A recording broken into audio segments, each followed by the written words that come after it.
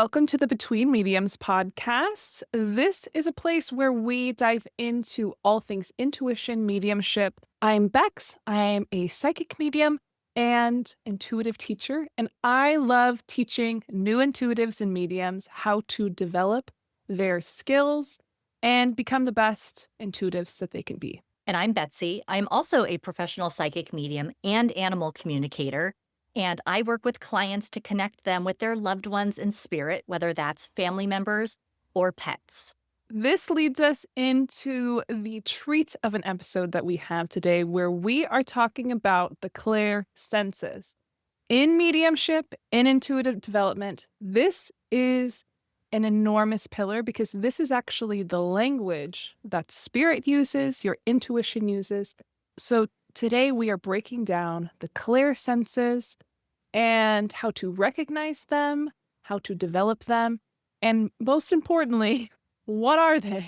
So the clair senses, we call them, it's French for clear. It's showing us what we are all familiar with our outer senses, taste, touch, sight, hearing, etc. We also are equipped with inner senses, which really help us to understand, feel, and intuit our inner landscape. So this is how we are experiencing our internal world through these senses. So this is also the language that spirit uses. Our outer senses are very loud. Like if you hear something super loud, that is a huge sensory impression, right? You're hearing it, it's booming, it's aggressive. It's not very subtle, whereas our clair senses are much more subtle. So just like everyone is equipped with outer senses, everyone is also equipped with clair senses. So everybody actually has access to them. However, they are going to experience them differently. How everybody experiences these clair senses, it's personal, right? And what's also kind of interesting is even though we all have access to the spectrum of them, clair senses tend to have favorites. It's very typical to have a dominant clair sense, one that is louder, clearer, more intense, and more consistent than the other clair senses. Would you say, Bex, that your dominant clair is the one you've had the longest? Like for me, I feel like my dominant clair is one I probably developed first when I was a child. I think that makes so much sense. And it also makes sense because our dominant clair tends to be the one we overlook the most because we're so used to it. So if it is the one that we've had since childhood, it makes sense because you're growing up with this is something you've always had.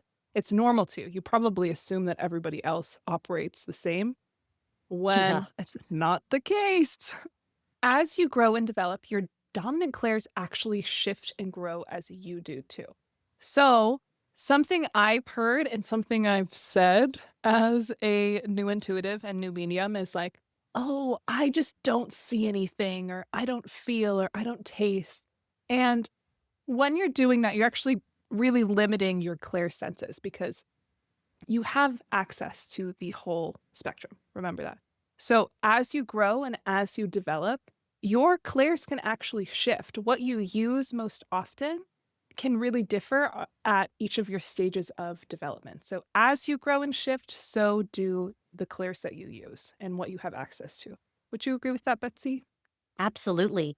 And speaking from my own personal experience, there were clairs that I didn't think I had until a mentor showed me through like a guided meditation or an exercise of how to like practice with those. And then I was blown away by like, oh, I can taste things. I can smell things. You don't know until you've actually attempted to do it. I think that's so interesting because you didn't realize what your basic mechanics were. Like you didn't know you had access to that, right? No. So if you don't really understand what you have access to, it's really hard to create structure and to develop those skills. Yes. So part of this clair breakdown is we want you to be able to recognize your dominant clair. We want you to see where you stand right now, how you experience these things, so that you could create a plan or create kind of an understanding of where you are so that you can develop and move in the direction that you want to, or that spirit is pushing you, probably the latter.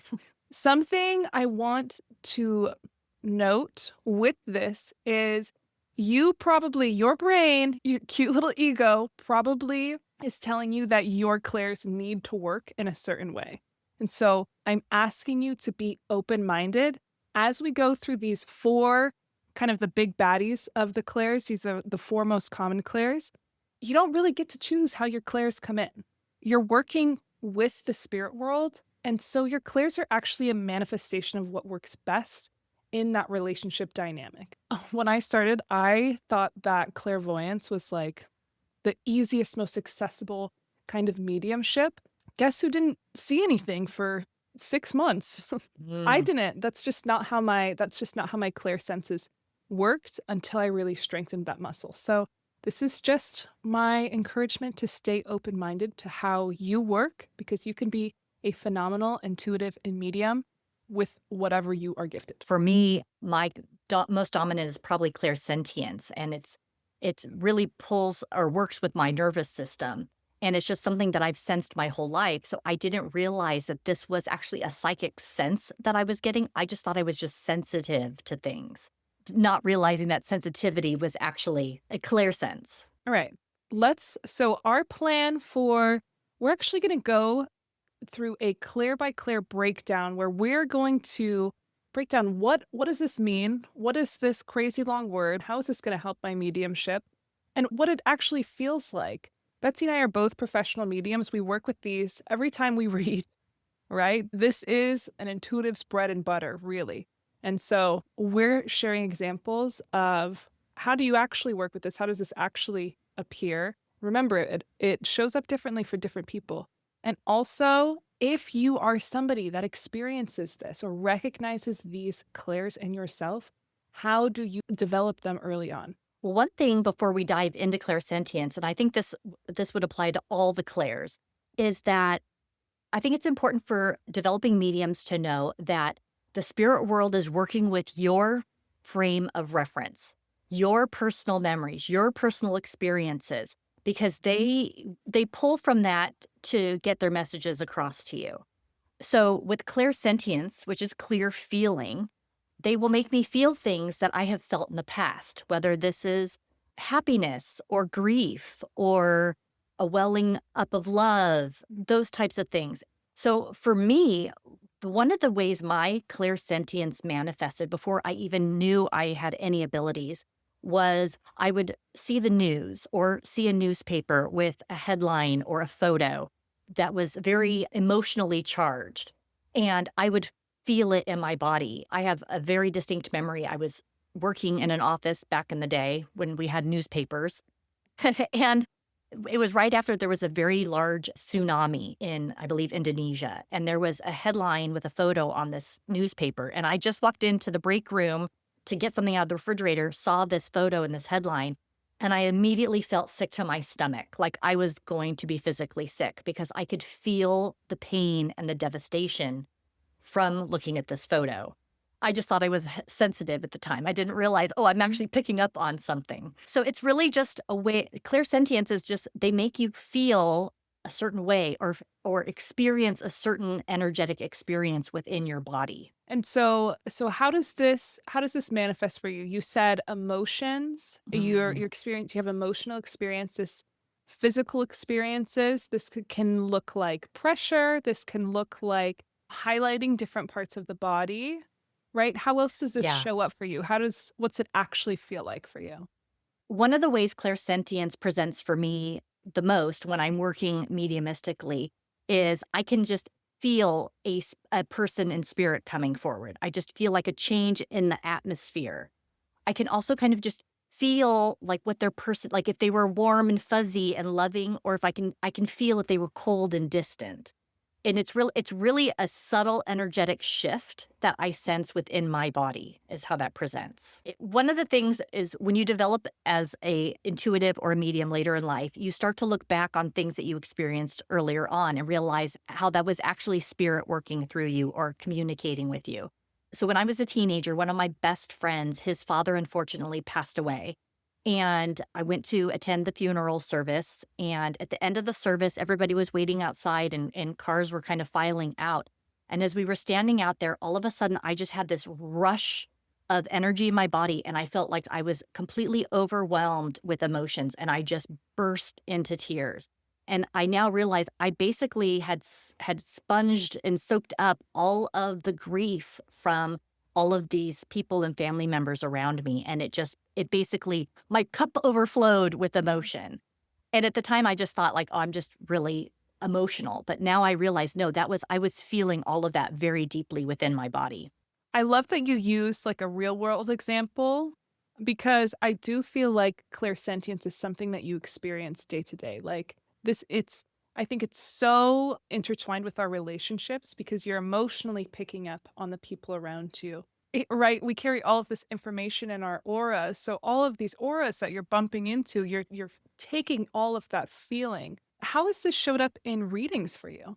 You know what? It really shows up a lot in my readings as far as like relationship dynamics with family members. I'll feel if they were estranged from a family member or if they were really close to a particular family member. Another way this really comes through for me is for me, clairsentience is my psychic yes and no. The magic 8 ball, do you remember those Mhm. magic 8 Oh, balls? yeah. If I want to know if something's true or not, clairsentience will let me know. So I can tell if something is true. And there's like some nuance here because some things can be true or not, but I'll get some information given to me, and if I get a weird dissonance feeling in my body, I'll be like, "No, that's not true," or "That's not true for me." Mhm. And in the same vein, I can also get a zing of a yes, that's correct. And one of the ways that I now realize I was developing my clairsentience ability, which I think is a great way for other people to develop their clairsentience ability, is I'm sure you've seen on social media where people do those gender reveal videos.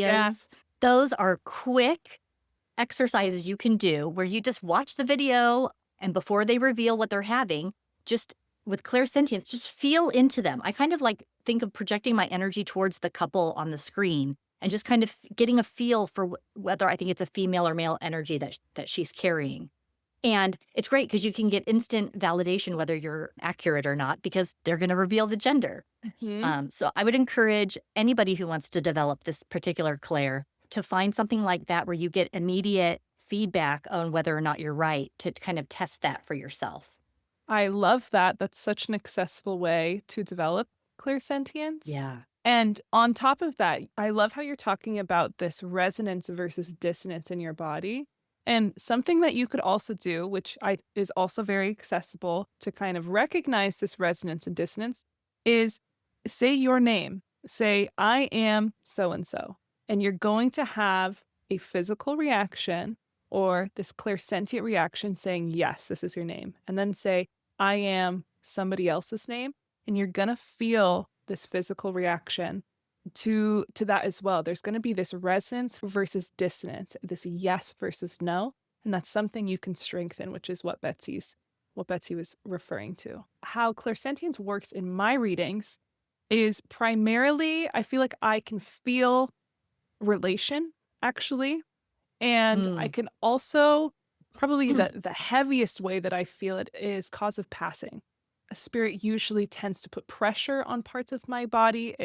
They show me if it was impact, which is another thing I experienced through pressure and showing me different parts of the body, or if something spread, I can feel it as well.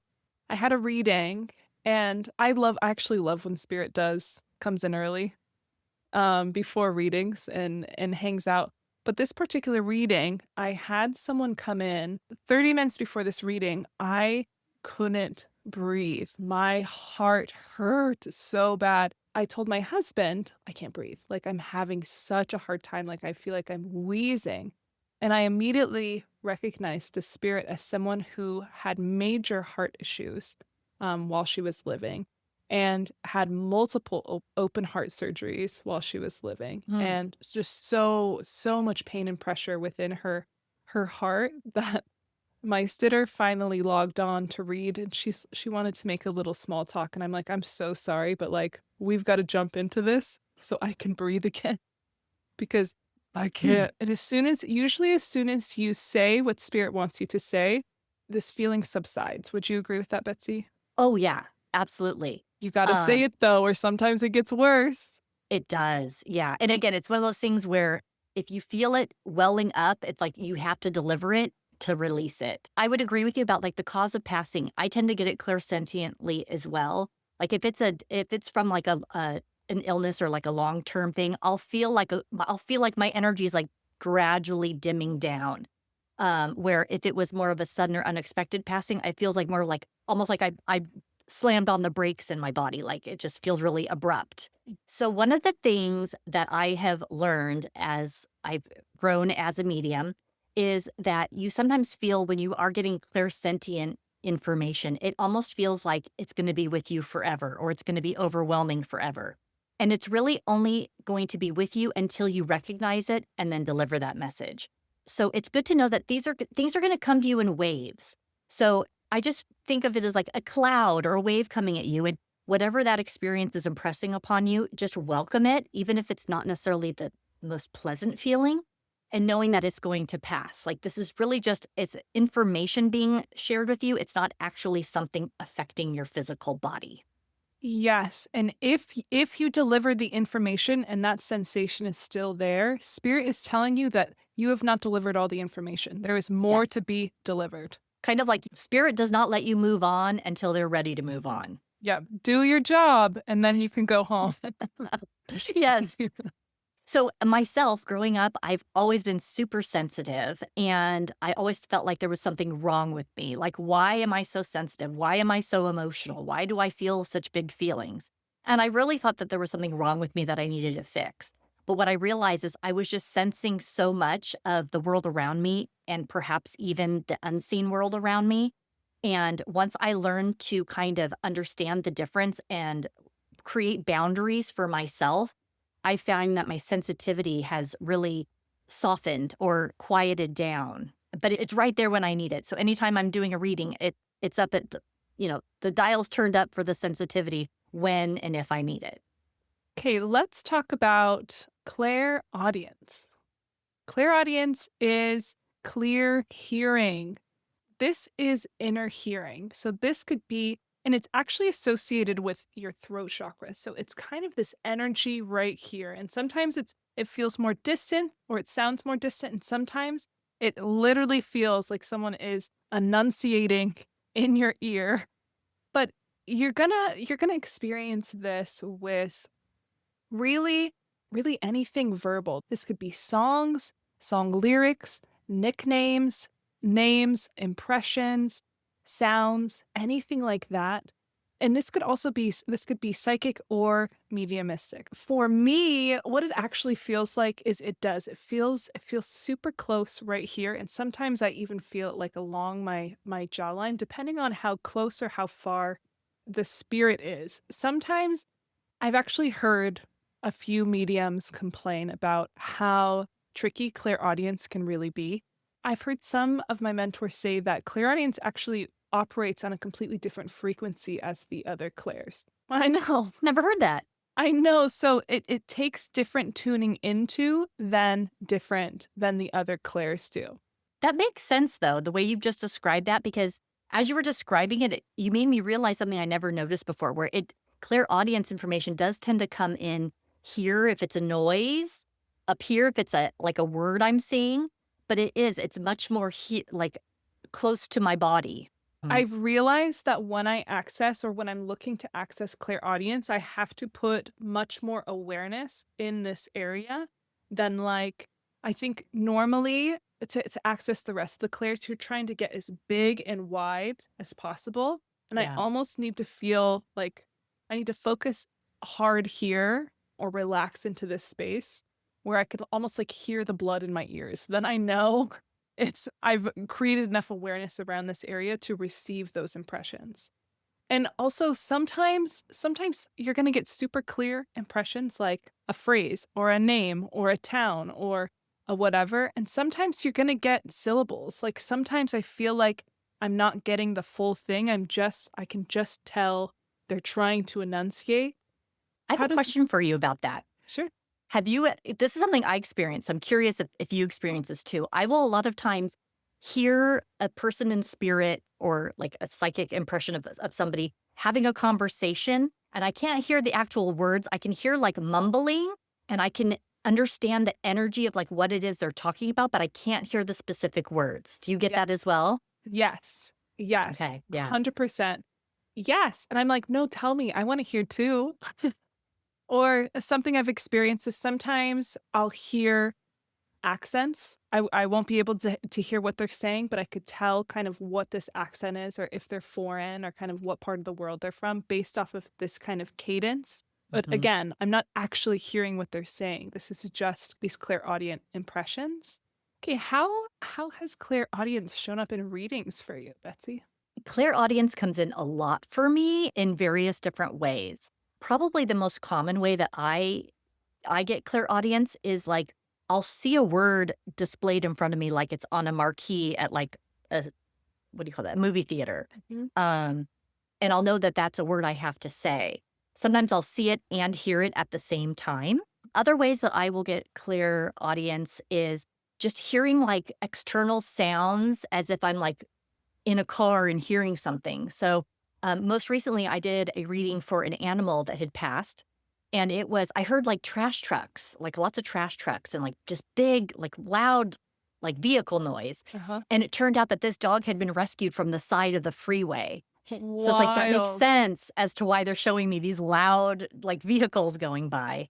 Oh, another time I was doing a reading for somebody and I felt like I had headphones on and I felt like I heard, like, whirring, like, engines next to me, and it turned out that her father had been a pilot and that he worked, like, with the headphones on and, Mhm. like, near the engines. So it's like I hear and sense the external sounds that that person would have heard. So clairaudience for me has been probably my most dominant clair throughout my life. That's Mm, the one where I think of my childhood and I'm like, that was probably the loudest one. I had an experience when I was in 4th grade. They were kind of raffling off these sugar candy skulls, which it was like around the Day of the Dead. And so they had like these gorgeous candy skulls that were like frosted and so beautiful. And my entire class was like obsessed. We're like, I want to get the candy skull. We all wanted it so bad. So they made us guess a number between like one and like, I really feel like it was like 5,000. And I remember her going to another room, writing it on a piece of paper and putting it in her pocket. And she came in and she asked everybody what their number was, like what was their guess. I remember hearing the number. And it wasn't like everybody's guessing like 50 or 2,000 or like kind of these rounded numbers. I remember hearing this number very, very specifically. my gosh. And I'm only a 4th grader. And so I'm like, I'm gonna say it. So I just said it and her eyes got wide and she wrote it down and she went to the next kid and she named me as the winner. I'm like, "Oh, how close did I get?" She's like, "You guessed it spot on." And I remember being shocked and like feeling those chills of when you get like a spiritual impression. But I also remember all of my peers looking at me like I cheated. Um Oh.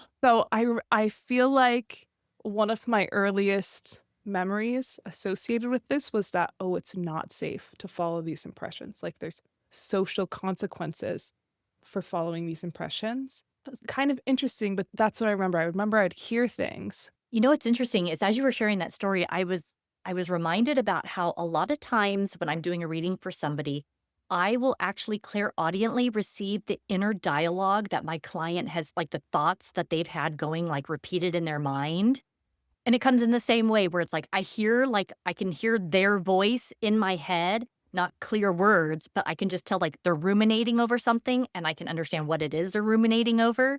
And so I'll Mhm. say, "Would you understand having had these thoughts, that are coming through?" And it's usually accurate. A few examples of ways, of really fun ways that I feel like clairaudience can come through is just sounds. Like what Betsy says, they kind of orient you. So, like the trash trucks placed this animal next to the highway, right? It's Mhm. giving you much more information than you would think one sound would give you. So, like one of my favorite ones is I love when spirits come through with acrylic nails and they click their acrylic nails. It's my favorite. It's one of my very favorites. That's cool. I wanna share an experience of a reading I had when I first started out because if you're just starting out, I want you to know that, like, this is just the path. This is just kind of where we all come from. And so I had this reading that I was struggling through. And it was not the spirit's fault. It was my fault. Like, my mindset was just like so doubtful and who do I think I am kind of thing. And so it was really, I was oppressing myself during this reading. And this grandmother is trying so hard to come through for her granddaughter. Mm. And I'm just like, "I can't do this." Like, "Oh my gosh, I'm struggling, I'm sweating." I remember this grandmother coming in so close, and it almost felt like she, like, pinched my cheeks, and I heard so clearly that she said, "Green carpet." And I'm like, "What? I'm not saying that." And she says, "Yes, you are." And so I said this super difficult reading that I sabotaged accidentally. As soon as I said, "She wants me to say green carpet," and the sitter immediately her eyes got enormous and she started crying. She's like, she had an old house with shaggy green carpet that we always used to make fun of her for. And like this grandmother is just like, this is my shot to show up for my granddaughter. Listen here. And so that was like a very clear impression for me of what clairaudience can do. It can give you really, really crisp information, and I think it can really pack a punch with these impressions. It was only 2 words, but it really Mhm. rounded out that difficult reading for me. I love that story, Bex, that personal example, because it shows you that spirit wants us to deliver their messages. They're patient with us.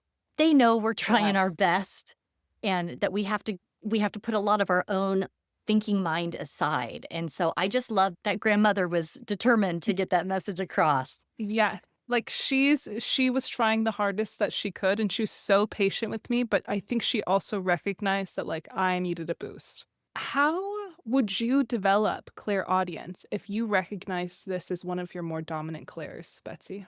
I think it's really about listening. You just have to listen and really almost isolate certain sounds. So, like for me, clairaudience comes in a lot with animal readings where I will hear if they are a barker or if they whine, like I can hear it. So, like for myself, I have 2 dogs. So I can hear them when they're in my house and I can just tell by the sound I'm hearing what it is they're doing. Or when you're watching TV and it's a familiar show, if you're not looking at the screen, you can just tell by the voice which character it is. Or listening to music, you can say, I'm just going to try to pay attention to only the drums. I Mm, just want to hear the drums, or I just want to hear the guitar. And it's about like these little subtle shifts in where mm, your focus is going in regards to the sounds that you're picking up on. mhm. 100%. I said as I was preparing for this, I said the first step to develop this is take your headphones out and throw them across the room because you need to be able to hear what's going on. Like you said, listening is the first step, and this is like observational listening that you could actually do literally anywhere. When I take my kids to the library, I'll sit and I'll just listen. Mm, Or if you're in line for something, or if you're going for a walk, or if you're driving, or any of these, literally anything you do is an opportunity to kind of develop this clair. And how I like to do this is I like to try to listen as far as I can. So like, what are mhm. all the sounds I could hear in this room?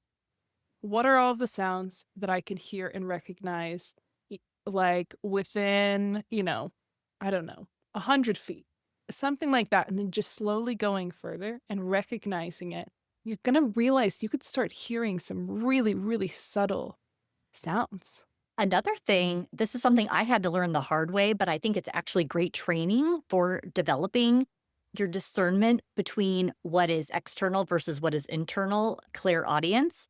Is I did it was called a magic market. It was like a swap meter festival, and I had a booth there and was doing mini readings. And I didn't realize that it was going to be such a loud environment to be working Oh, in. yeah. So here I was a new I mean, I was a new medium, just maybe doing it for a couple months.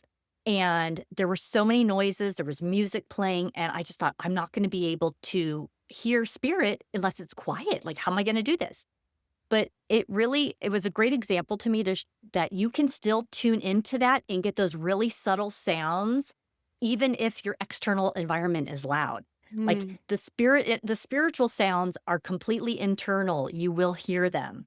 So it's also it's a muscle again that you're trying to train that like, regardless of what's happening outside of me, I can tune into this. Do you want to teach us about some clairvoyance? Yes. So let's talk about clairvoyance, which I feel like that's like the heavy hitter in the mediumship world. There's so much emphasis on clairvoyance that if this is not one of your most dominant clairs, you can feel like there's something wrong with you. Hmm. And that is how Yes. I felt. And it comes and goes, like you talked about before. It will come and go. Sometimes the images are clear as day in your mind, and sometimes they're very like fuzzy or subtle.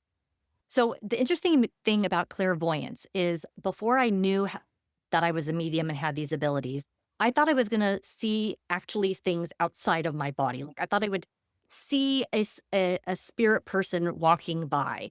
And I didn't realize it's all in your inner mind. It's all in your third eye. So the colors were a big deal for me where I would be talking to somebody and just get a color feeling from them or a symbol or images or like scenes would pop into my head.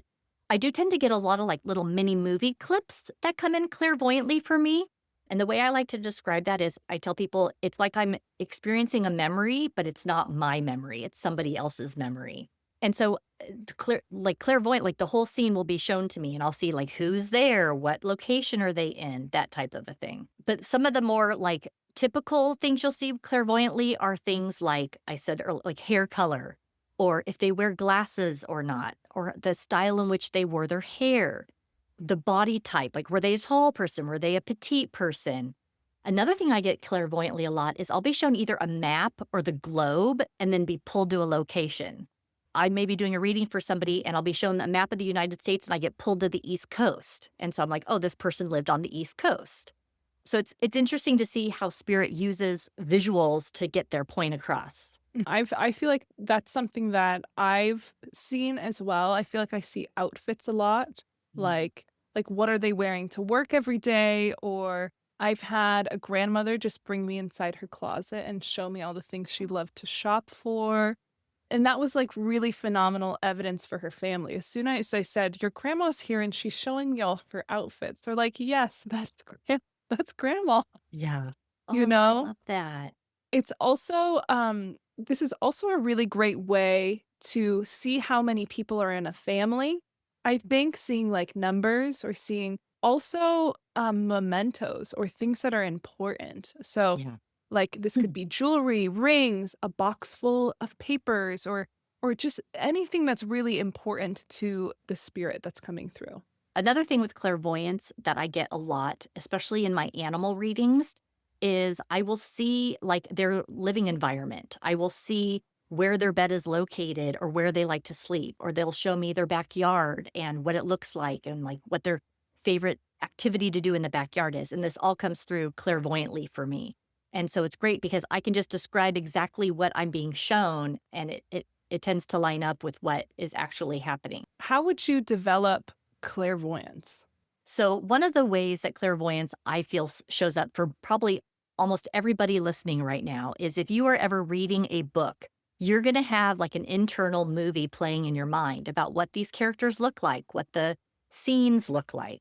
And that's clairvoyance. So, the way I would encourage somebody to develop their clairvoyant abilities is actually something I just did the other evening with my husband. He had gone to a business meeting and met 4 new people that he had never met before, and so he was telling me about this meeting as we were sitting and having dinner, and I paused him and I said, "Let's go person by person, and let me tell you what I think they look like or what their personality is like, and you can tell me if I'm right." And so he said, "Okay, the first person's name is John, let's say." And I'm like, "Okay, John has brown hair." And he'd be like, "Yes." Like, "John is tall and he's wearing glasses." "Yes."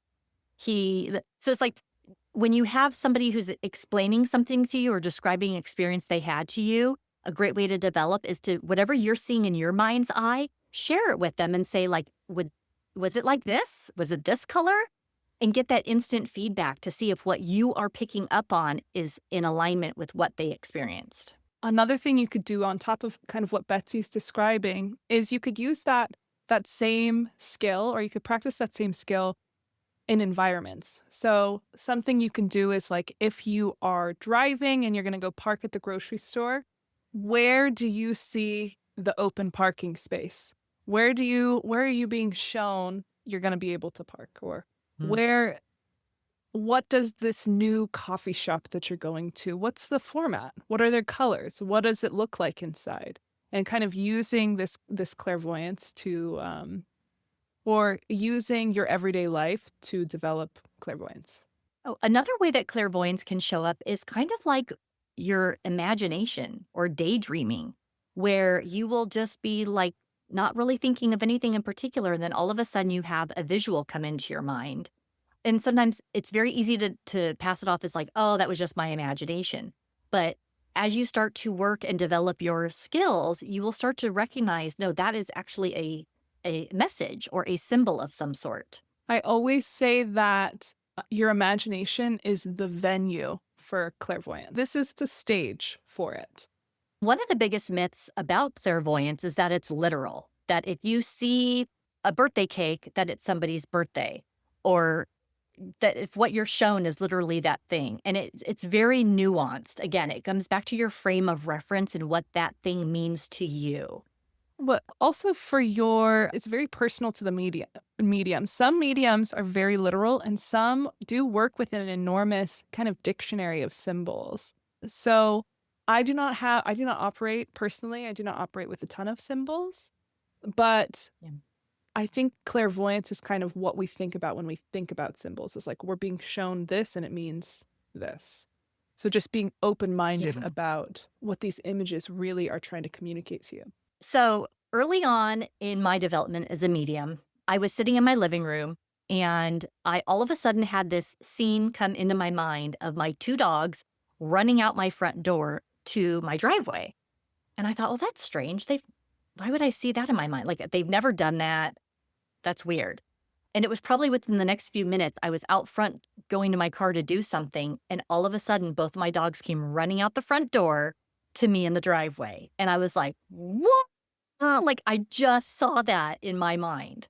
So clairvoyance is a way of giving you like a physical, like almost a premonition of what's to come. Okay, the last of the four probably most common, most used clear senses is claircognizance, which means clear knowing. This clair operates as you know it, but you don't know how you know it. You don't know where it came from. It's just kind of a download, a drop in.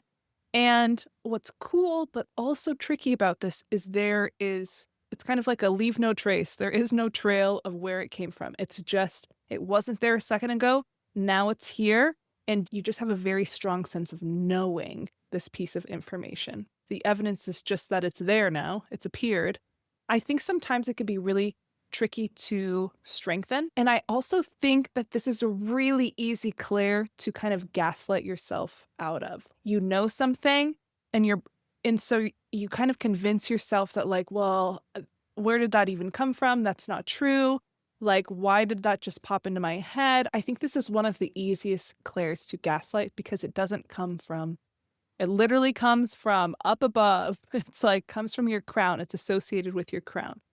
How I like to picture it is because it's associated with the crown chakra, I like to think of this as like a letterbox, and claircognizance is like they're just dropping in notes.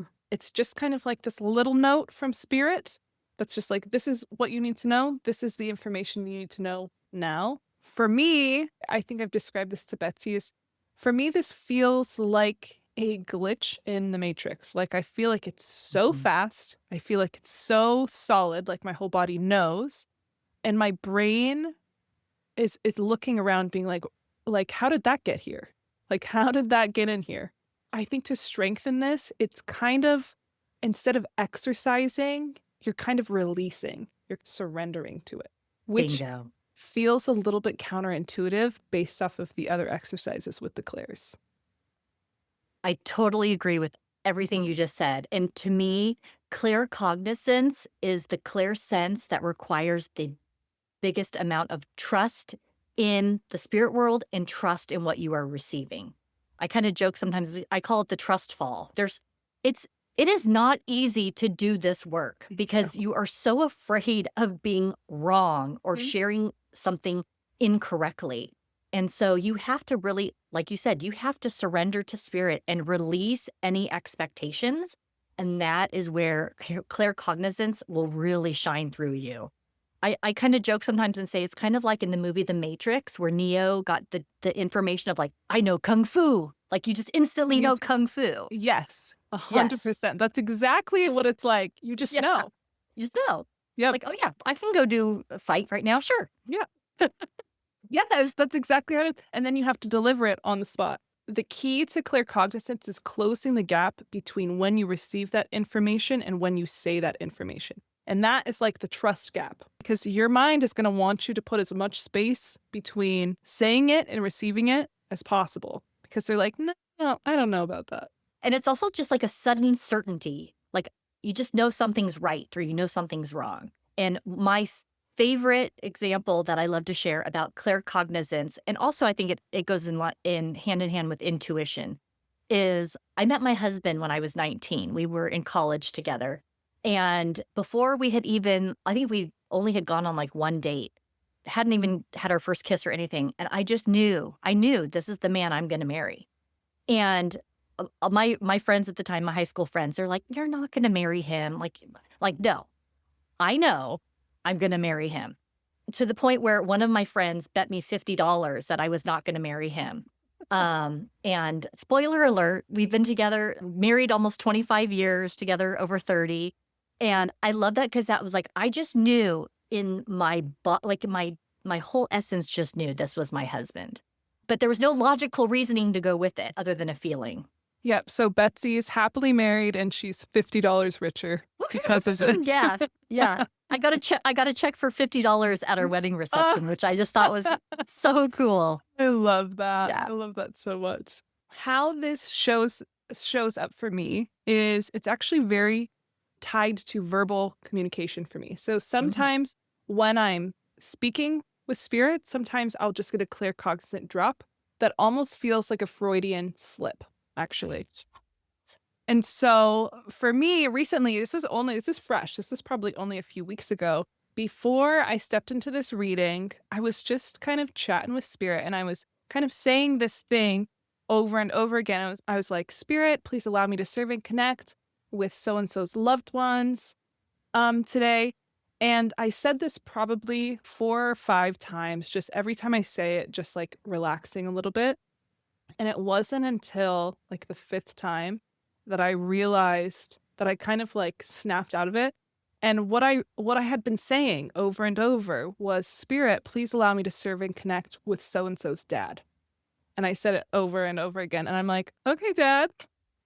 And so when my sitter showed up, I'm like, "I have your dad here," and she immediately burst into tears, and she goes, "That's who I wanna talk to today." It's just kind of this opportunity to get your mind out of the way in order for you just to get kind of slipped the cheat sheet, the note, you know? You know what? That's a great way to describe it because sometimes for me, claircognizance is kind of like a safety net from spirit. Like they know that I need some information and I need it fast. There was one reading I did quite a long time ago, and everything I was getting all of my impressions the way I normally do, but nothing was being validated by the sitter. Like I'd say, I'm getting this, this, and this. Would you understand that? No, no, just tons of no's. And I just kept like sitting here, like, okay, I keep giving what I'm getting, and it's not landing. And all of a sudden, I just got this knowing of like, ask her if she's ever seen a medium before. Ask her if she's ever seen one before, like over and over. I said, I gotta ask you a question. Spirit's asking me to ask you, have you seen a medium before? And she goes, oh yeah, but they can never read me. No psychic has ever been able to read me. And I was like, that makes sense. Like, so it was like I was doing everything I was supposed to be doing and it wasn't connecting. But credit to spirit, they always come through. They knew, like, ask Mhm, this. They mhm. know how to get to what we need to get to. So to develop this, if you recognize this, if you've had drops where you just know things and everybody's like, "You're crazy." And you're like, "No, I know it. I do." I feel like the best way to develop clear cognizance is do something where your mind can relax and get out of the way. So for me, it's verbal repetition. So anything where I'm repeating, so where I can just like slip on my words or something like that. And spirit can just drop something in. As well as I think claircognizance responds very well to verbal cues. So I think if you set up the sentence, I know it will drop things in of things that it's just dropping that note into the letterbox of things that it wants you to know. So kind of Yeah. opening that up, setting the stage for those impressions to drop in. I love that example for development because I think it also, for claircognizance, it's like you may have a little bit of the information given to you, but like you said, the minute you say it, the minute it comes out of your mouth, the rest comes right in behind it. Yes, it's such a trust exercise. It think is. I think it is such a tricky clair to have, but I think it's so incredibly useful. And once you get comfortable with it, once you get comfortable with yourself, I feel like it just gets faster and more and Mhm. more. Okay, so that was the most common clair senses. And so we actually want to know what your most dominant clairs are. So a few questions we want you to answer are, which clair felt the most familiar to you? Which one felt the most normal, the most natural? Just like this natural extension of how you walk through the world. And also, another indicator of your most dominant clair is, which clair do you recall experiencing in childhood? Like, what do you remember? Did you see things? Could you feel things? How did you really sense your way through the world as a child? Remember, your dominant clair might surprise you. Not everybody's going to be clairvoyant. And I say that because I hurt my own feelings early on. And don't be afraid to really experiment with these. And definitely journal, record what you find because it is an experiment. These are here for us to explore and tune into ourselves so that we can serve others better. And I would definitely encourage anybody who would like to develop their clairs further that the best way to learn is by doing, whether it's in a practice setting with other mediums or practicing with friends or family. The more you exercise these muscles and you actually use them, you develop this relationship with the spirit world, and it just starts to like flow so much more seamlessly. Betsy and I, we wanted to include a listener challenge. Okay. So for the next 3 to 7 days, we want you to notice how information naturally comes to you. We want you to notice, what are you picking up on when you're speaking to those around you? What are you feeling? What are you seeing? Is there anything you know? How is this information coming to you? One thing you can do during these next few days as you try to develop your clairs, you can use some of the exercises we've already talked about or some of the suggestions like watching gender reveal videos or when a friend or a loved one is describing something to you that they experienced, whatever impressions you're getting, share those with them to see if it matches up with what they experienced. Kind of play with it. This is another thing about mediumship is it's not heavy and emotional all the time. Spirit is actually quite light. They're very funny. They are so lighthearted. They love practicing. They love working with us. They have endless amounts of patience with new mediums. And it's really just something that it's playful, it's light, it can take you to so many great places. Also, we are curious ladies. We want to know what you're experimenting with. We want to know what your dominant clair is. So please comment and let us know because we are invested. And the best way you learn about mediumship is through other mediums because it's so neat to hear what other people have experienced in their own readings. Thanks for joining us at the Between Mediums podcast. See you Bye. next time.